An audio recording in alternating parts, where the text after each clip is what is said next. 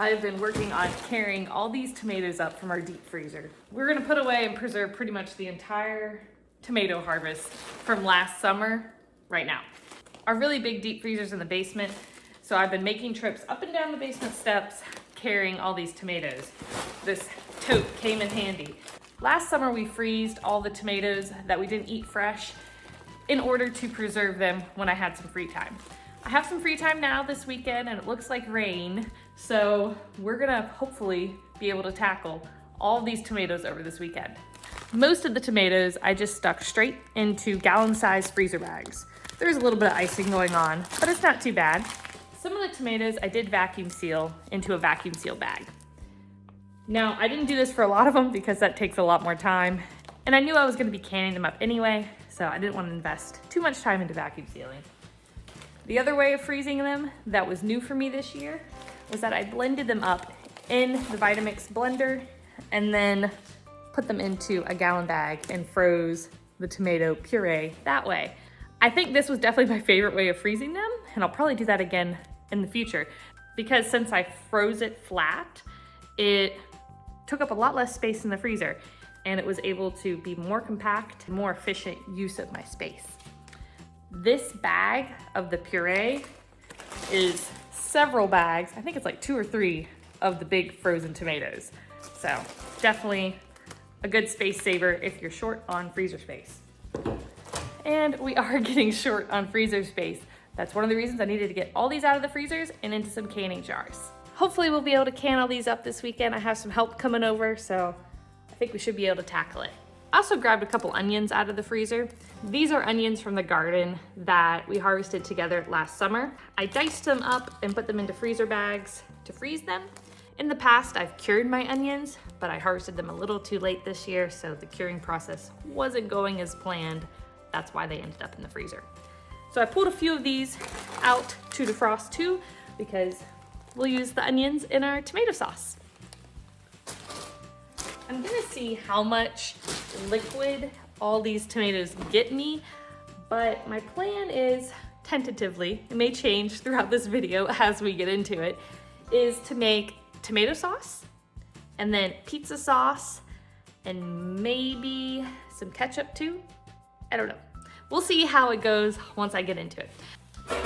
I have a really big stock pot, so I'm only gonna be able to do as much that fits in here at one time. But this is 30 quarts, so it should fit quite a lot. I also have an Instapot and a crock pot that I may utilize and do a couple different things in each one. We'll see how it turns out. The first step is to let all these defrost a little bit. That's why I've spread them out all over the counter. Hopefully it'll speed up the defrosting process a little bit. One question I get asked a lot on this channel is, what do we do with our harvest? Hopefully today will give you an idea of one of the things we do with all of our garden harvests that we do together. I do give away quite a bit of it to friends and family, but the main focus of everything we grow in the garden is for our own family to eat and enjoy throughout the entire year. As you can see behind me, we harvested a lot of tomatoes last year. What I couldn't eat fresh and what I felt like was gonna go bad before I had a chance to eat it, we put up in the freezer to can up now. And some of it we did dehydrate and do a few other things with them. Dehydrated tomatoes are probably my favorite way of preserving tomatoes because it's my favorite way of eating them. Sun-dried tomatoes are basically what these are, except instead of using the sun to dehydrate them, I used my dehydrator. The cherry tomatoes I just sliced in half and I laid the cut side up on the trays and then I sprinkled them with some fresh basil, which you might be able to see the little green flakes in there. That is the fresh basil. And when you open this lid, it just smells like Italian seasoning, basically. There's actually a giant basil leaf in there. And I dehydrated them that way. And they're just delicious, sweet little snacks. I like sprinkling them on pizza, or I'll cook chicken with some goat cheese and like a lemon butter sauce and put the sun-dried tomatoes on there too. Oh, they're so good. This is all we have left from last year's harvest. And I dehydrated a lot of tomatoes last year. So I want to dehydrate more this summer because that's definitely my favorite way of eating them.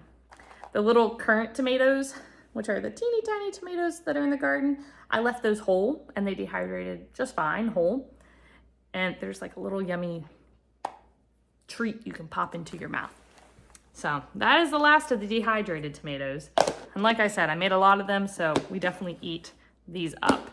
They're really easy for cooking. You can just sprinkle them in different things and they add a lot of flavor. So to recap, the main ways we preserve tomatoes around here is by dehydrating them, using them fresh, obviously, and canning them up and turning them into pizza sauce and different things like that. My name's Cara, by the way, if you're new here, welcome to our channel. This is Bluebird Homestead. We grow and harvest a lot of food and put it up too. Follow along and subscribe if you're interested in those kinds of videos. It's gonna be a busy weekend, so let's get started. The tomatoes started to leak, so I ended up putting some on trays and going ahead and dumping into the crock pot and the big stock pot some of the bags. When you freeze tomatoes, the skins kind of just pop right off once they've defrosted a little bit. I peeled the skins on maybe half of the tomatoes, but most of them I just left whole because I will be using a high-powered blender to blend everything up. My blender is a Vitamix blender. It does a really good job of blending up seeds, skin, pulp, everything, and it makes it really smooth. I tried to blend up all the tomatoes, basically from frozen, once they've defrosted a little bit, rather than blending them up after they have cooked down. I wanted to do this mainly because I figured it would be a little safer not to be transferring hot liquid from the stock pot into the blender. Although, once I got into blending everything, I realized I was running out of space. Because I had taken the tomatoes out of most of the bags and put them straight into the crock pot and things, I ended up running out of space to transfer the tomatoes to the blender while making sure that I still had everything completely pureed. Because I didn't want to just puree a little bit here and there and miss some chunks. I wanted everything to be smooth. This year was the first year that I used the Instant Pot to cook up some tomato sauce. It did work, and it cooked up everything really fast. However, it did not let all the steam evaporate and cook off slowly like I would have liked. However, it did do the job, and I ended up putting it on simmer mode for quite a while after I did the initial pressure cooking of the tomatoes. Also, did you know that Instant Pot has a little slot on the side where you can put the lid? I figured that out today. I've never done that before. I always put the lid on the counter, but the lid fits perfectly inside the handle on the Instant Pot. I discovered that by accident, and I can't believe I never knew that. Now, we grow a lot of food, and we preserve a lot of food too. This 30-quart big giant stock pot you see has been such a game changer in the time it takes me to put up stuff. This little one is the one I have been using for the last several years, which it's a great pot, don't get me wrong, but it is nothing compared to that really big one. You can do so much more volume all at once, which just makes my life a lot easier. The crock pot I've had simmering all day too. You can see it's already reduced quite a bit, and I've just been adding more sauce, tomato mixture to it as it reduces just to keep things going. I'm trying to cook up everything all at once, so I've got every vehicle, if you will, at my disposal using it up. And I'm trying to just keep everything from burning, stirring it all, occasionally every couple minutes. I did end up having to pour off some of the hot liquid straight into the Vitamix blender. As you can see, I splashed a little bit, so that's why I was doing it inside the kitchen sink so that I wasn't getting splashes all over the floor. At least it was contained a little bit. Once I blended it all up in the Vitamix blender, I just put it back into whatever pot it was from, and then that way it continued to cook down and reduce. You can see the steam already starting to rise from the pot, even though it hasn't been going that long, and that is just the water evaporating, which will make our sauce thicker the longer it cooks. I would like it to be fairly thick, so we're probably going to cook it for a little while. I do have an immersion blender, which I ended up using for the really large stock pot because I couldn't figure out a way to transfer everything from the stock pot into the Vitamix blender and then back into the stock pot because I didn't have a secondary vessel to put all this liquid into as I was transferring it. And I wanted to try my best to get everything as smooth as possible. And I knew inevitably I would miss quite a bit of it if I transferred just a little bit at a time. Next year, I need to plan a little bit better on that regard and maybe blend everything from frozen a little bit before putting it in the pot, because that Vitamix blender can pretty much blend up anything, even if it's frozen solid, so it does a really good job on that. But because I was trying to defrost everything a little bit, and I had already removed the tomatoes from the gallon Ziploc bags and put them in this pot to defrost, I kind of missed my opportunity to do that this time around. I'm sure the sauce is still going to taste great though. Stay tuned to the end to figure out if it does. Days like today when it's really busy in the kitchen, I'm grateful for pre-made meals in the freezer. We pulled out an apple crisp for today's lunch. Well, we're gonna have other stuff. That's dessert for today's lunch. I was trying to figure out what to make for lunch that doesn't involve using the stovetop, and I could do just an oven. So I landed on a quiche, but then I realized I didn't have any really vegetables to go inside to make a broccoli quiche, or any meat cooked up at the moment, or sausage. So it's just gonna be a cheese quiche. And then I thought I need to make the crust, but I didn't have any butter. So we're gonna do a coconut oil pie crust for the cheese quiche. And that's gonna be lunch today, along with the apple crisp, while everything on the stove is cooking away. So let's make our crust. This is what you're gonna need. 3 1/4 cups of flour. Making pie crust, or in this case, a quiche crust, in the food processor is one of the quickest and fastest ways that I've found to make one. It really works out. It does it really fast, and it's super efficient and easy. I had just added a little bit of salt and about a tablespoon of sugar. Then I'm just going to give this all a quick little blitz to make sure everything's incorporated well before I add the rest of the ingredients for our quiche crust. Next we need 1 cup of coconut oil. I got a new one here I have to open up. Okay, this is just not opening up. I tried for a very long time. This is very hard to open. There we go.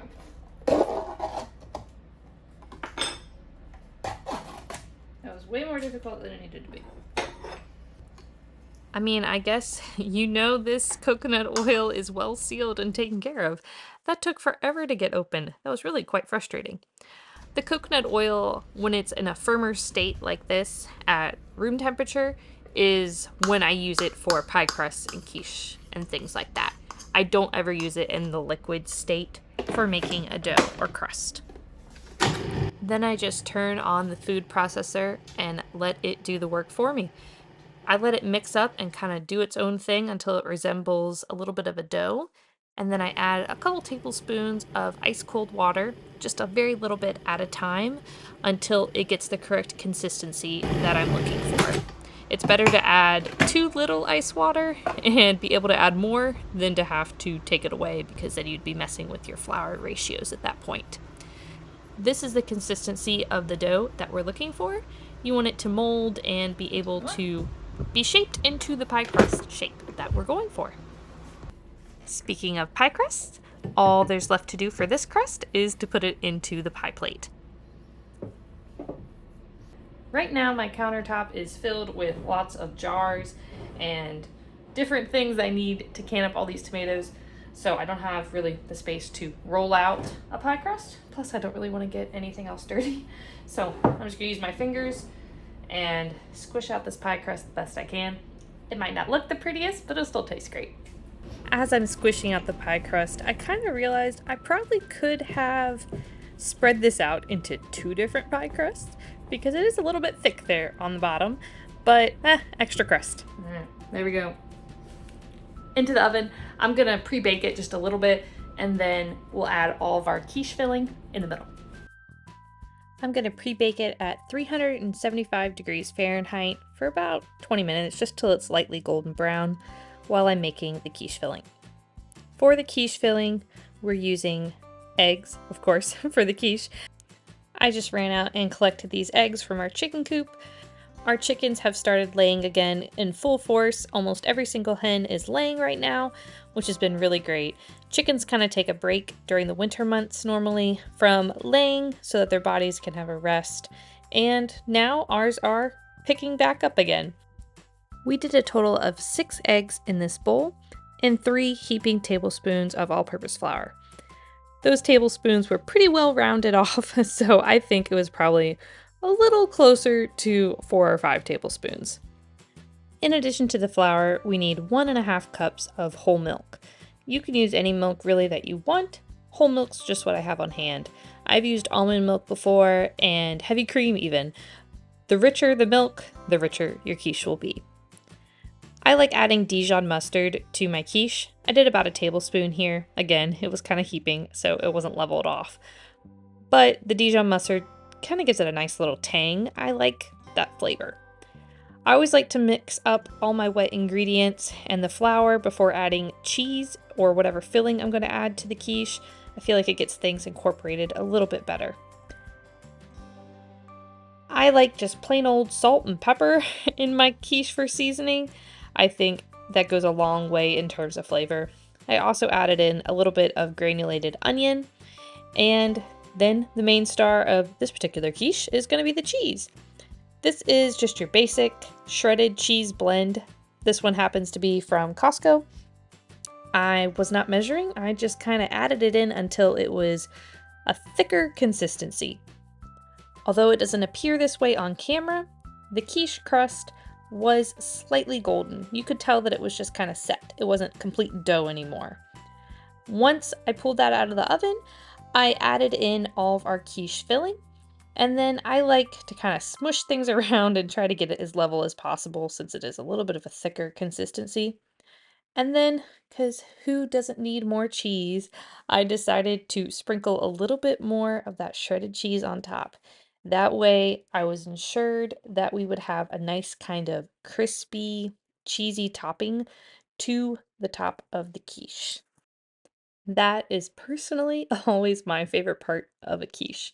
Just when the cheese melts and gets that nice little crust. That's so good. I really like it. I'm just going to pop the quiche back into the oven for about 35 to 45 minutes, just until it is set. Our apple crisp is already in the oven and that smells so good. While we're waiting on lunch, I went ahead and preheated my jars in the oven. I often lay a towel out on the kitchen counter to put the jars on. I just like the extra cushion that it gives the jars, so hopefully none of them break or scorch my counter. I like to get as many things prepped ahead of time as I can. I had to run outside real quick because there are so many robins in the yard. I hope you guys can see all of them on the camera, but there are hundreds, if not thousands, of robins, all in our back field and in our front fields. They're everywhere. I want to know what they're eating. Oh, I scared them away. I was trying to be really quiet walking out the door to go see them, but I guess I'm not as quiet and stealthy as I thought I was. Oh well. The quiche is done. It smells so good when it comes out of the oven. I love the golden, crispy crust that we got on top from the cheese. It turned out just like I like it. You can see everything just looks golden and set. And this particular quiche recipe gives you quite a nice rise and a very fluffy texture, which I really enjoy. I forgot to take a video of the apple crisp before we dug into it, but as you can tell, my family enjoyed it. Our tomato sauce has reduced a little bit and is now ready for the first batch of canning. You can see the line of where it started at this morning and where it is now.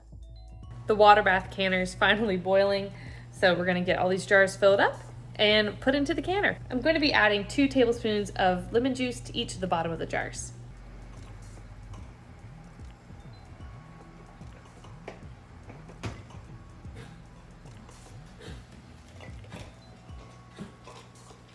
The jars are hot. I've been keeping them in the oven to keep them warm while I've been waiting for my sauce to cook and the water in the canner to boil. Like I mentioned, I will be adding lemon juice to each of these jars. You want to add 2 tablespoons of bottled lemon juice to each of your quart-sized jars, and if you are canning up pint-sized jars, which we will be using some of those later on when we make pizza sauce, you only want to add 1 tablespoon of bottled lemon juice. Now, I don't 100% know the exact science behind it, but I've always read that you're supposed to use bottled lemon juice instead of fresh lemon juice when you are canning and preserving. I believe it has something to do with the amount of acid and that you can control the exact amount of acid and concentrate in the bottled lemon juice, and they've tested that versus a fresh lemon. But don't quote me on that, I'm not 100% positive. I just know that you're supposed to use bottled lemon juice for some reason. You can also substitute citric acid. Now, if you're going to use citric acid instead of the bottled lemon juice, the ratio is 1/2 of a teaspoon of citric acid for a quart-sized jar and 1/4 teaspoon of citric acid for a pint-sized jar. Now, nothing else is in these jars besides tomatoes and lemon juice. I plan on making other variations and flavorings here in a few minutes. However, for this particular jar I'm filling up now, it's just straight tomato sauce. I wanted to be able to have some plain tomato sauce to use for different recipes where maybe the flavor profile was going to be different than your traditional Italian seasoning styled recipe, because there are some recipes I like to use where it calls for straight tomatoes, which is what I did here with this plain tomato sauce. Now, I just kind of made my life a little bit easier by also reducing quite a bit of the volume that is in a lot of my pots when I'm canning up this batch of tomato sauce first, because the recipes we're going to do here in a second, I do want the sauce to continue to thicken up and reduce down, which it will be able to do a lot faster if there's less volume. And as you could see, I have a lot of volume of tomato sauce right now. Even though I said I wanted to thicken up, it is still a pretty good consistency at the moment. This is not a really runny sauce. It holds itself on the back of the spoon. If you flip it upside down, it coats the spoon. It doesn't just run right off. That's the way I like it, so that's the way I did it, because this is for me and our family. And that's one of the joys of being able to cook and preserve your own food, is that you're able to custom tailor it to exactly the way you and your family like. What I'm doing here is removing all the air bubbles and pockets. Since this sauce is a little bit thicker, I wanted to make sure there was no air bubbles whatsoever inside and no pockets of space that somehow got missed when I was filling up the jar. I just take a knife and kind of slide it up and down the sides, looking to make sure there's no air pockets, and then I kind of finish with an X at the top. Then, to clean up any messes that I may have done while trying to get all the air pockets out, I use a little bit of white vinegar on a paper towel and wipe the rim. This helps to make sure that your lids will have a nice, good seal on them, and it just tidies everything up and cleans up my mess, which I inevitably always make a little bit of a mess. I try to do my best to keep everything tidy by having paper towels and kitchen towels and everything around, but I always end up making a little bit of mess when I'm cooking. The lids are hot. I was burning my fingers. I need to get one of those magnetic lid picker-uppers, but I just don't have one. I end up using the back of my jar lifters to grab the lids most of the time out of the hot water.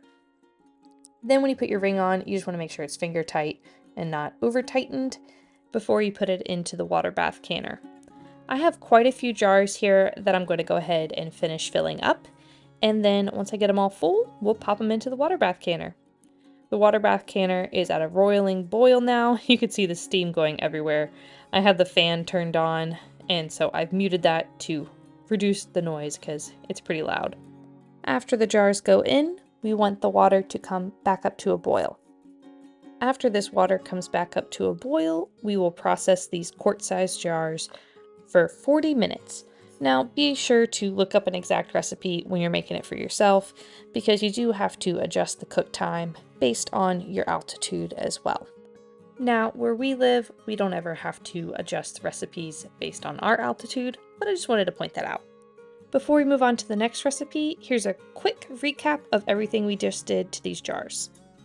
I'm doing a 1/2 inch headspace on each of the jars, which means just leaving a 1/2 inch between the top of the tomato sauce and the lid, and then cleaning the top rim, making sure no extra sauce got on there, with a little bit of white vinegar, putting the lid on and then finger tightening a ring around it, putting them in the water bath canner, and letting the quart-sized jars process for 40 minutes. It's been 40 minutes, and the quart-sized jars are completely done processing now. I'm just pulling them out of the water bath canner with my jar lifters. These new jar lifters were so nice. I got them last year. Before, I had some that were plastic on the bottom and they didn't have a rubber grip. These ones have a rubber grip on them and it makes lifting the jars really easy.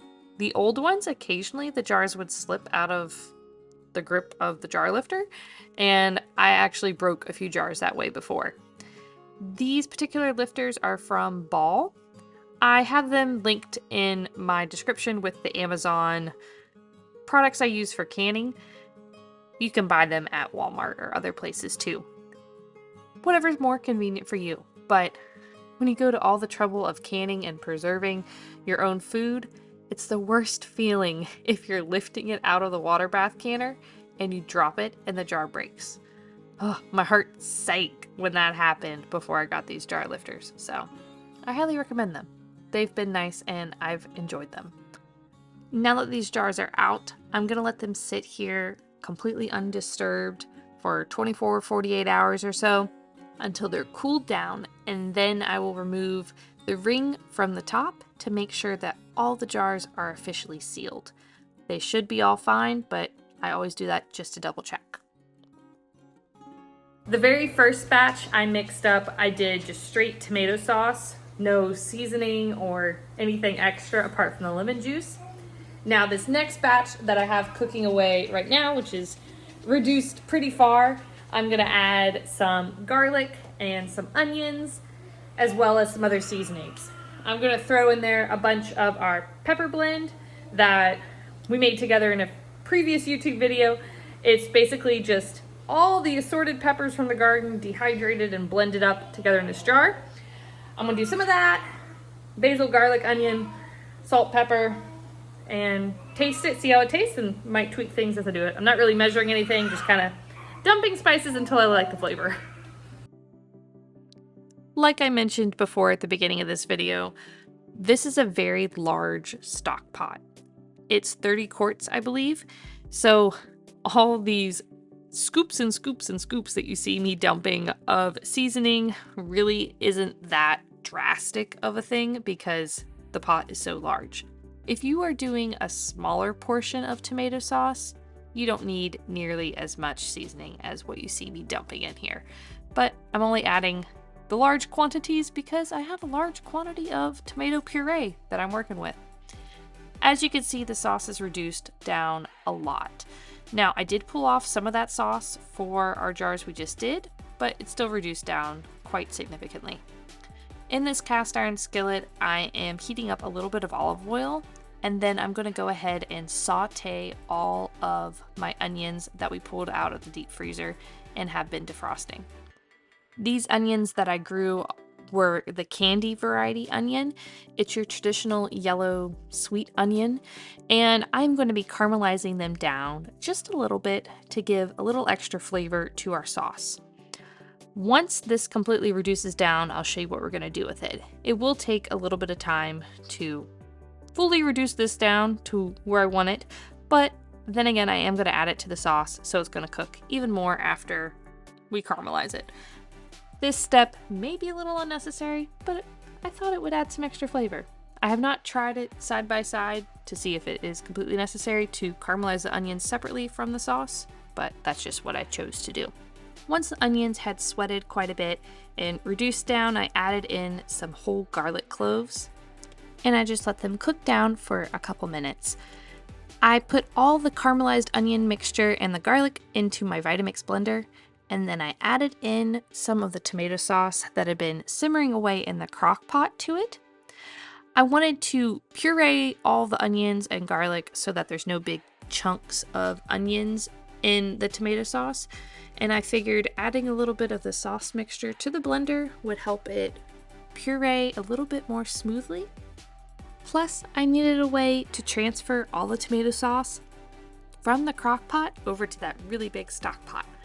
So I figured I would use the blender to be my vessel to transport it.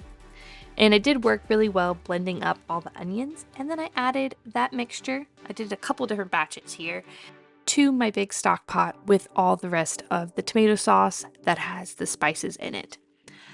I periodically stirred this tomato sauce, and I ended up adding some extra basil This basil we grew in the garden last summer together. There is a lot of basil in my pantry right now. I grew a lot of it, and it's a good thing too because I used a lot of it in this particular sauce.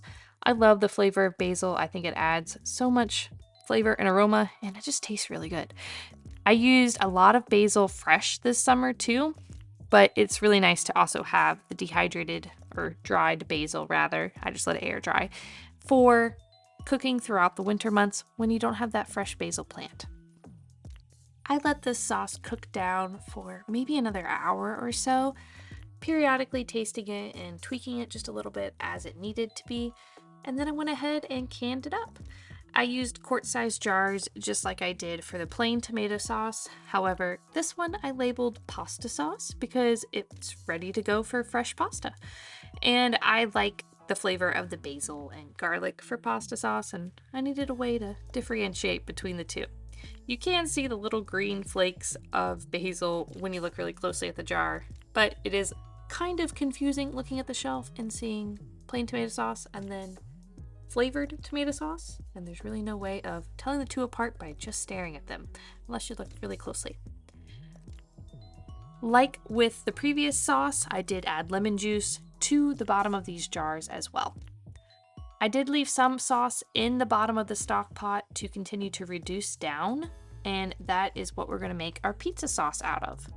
In the meantime, I'm getting jars into the canner. There's been jars pretty much going constantly in the canner this whole time as the rest of the pizza sauce is cooking down. And the canning parameters for this sauce are the same as the other ones. I'm doing it for 40 minutes. The pot is reduced a lot.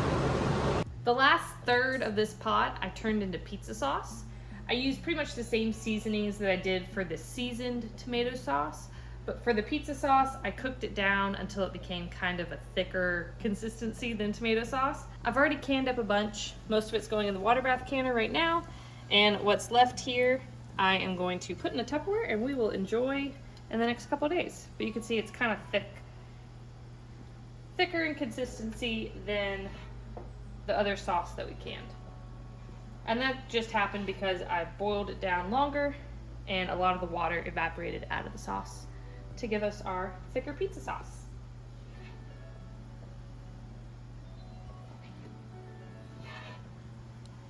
I'll show you how many jars I ended up with total once I finished canning everything all together. Now the sauce is in this Tupperware container. I have a plan for it. I'm going to use it right now. I'm cutting up some homemade fresh pasta dough that I just made a few minutes ago, and we're going to make some homemade pasta for dinner. In case you don't know what this crazy contraption is, this is my homemade pasta maker. It has different dials or discs that you can put on the bottom of it to create different shaped pasta noodles.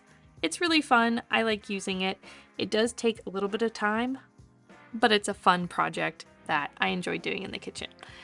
This particular shaped pasta is called bugatani. Now, I may be butchering the name of that, but that's just how I would think it's pronounced. It's essentially a long tube, kind of like spaghetti, but it has a hole in it. There's all different sorts of attachments for this particular KitchenAid pasta extruder machine contraption that you can get. I like the bugatani one probably the best. It also is the fastest to make, I think. You can cut the pasta to any shape, length you'd like. I kind of like cutting it about this length. It's not too long that it's a hassle to mess with, but not too short that it's just a bite-sized piece either.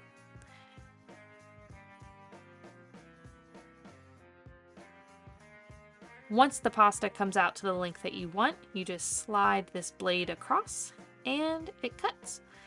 I like to lay it out onto just a regular old plate to dry while the rest of it is cut, and then I'll boil it. Fresh pasta boils a lot quicker than dried pasta, I've found, but it does kind of vary based on shape. In addition to homemade pasta, tonight for dinner we are going to have some roasted mushrooms. These mushrooms I just did with a little bit of olive oil, salt, pepper, and thyme, as well as some freshly grated Parmesan cheese. I'm going to grate up a little bit extra Parmesan cheese as well to go on top of our homemade pasta with our homemade pasta sauce. I felt like I had to be a little bit extra this evening and not just used store-bought boxed pasta, although there's nothing wrong with that. But since I went to all the effort to make homemade pasta sauce, I had to use homemade pasta and the freshly good grated cheese for our dinner.